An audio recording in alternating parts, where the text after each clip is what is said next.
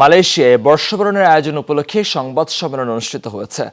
আগামী 11 মে কুয়ালালামপুরে অনুষ্ঠিত হবে পহেলা বৈশাখ। এই উপলক্ষে দাতব্য সংস্থা বিডি এলিট ক্লাব আয়োজন করে প্রস্তুতিমূলক সভা। শুক্রবার স্থানীয় সময় সন্ধ্যায় কুয়ালালামপুরের একটি রেস্তোরাঁয় অনুষ্ঠিত হয় সভা। সভাপতিত্ব করেন বৈশাখী উল্লাস 1431 উদযাপন কমিটির আহ্বায়ক ফরিদ উদ্দিন গাজী। উপস্থিত ছিলেন বিডি এলিট ক্লাব মালয়েশিয়ার প্রতিষ্ঠাতা সাংগঠনিক ব্যক্তিত্ব জাহিদুর রহমান খান কাকন।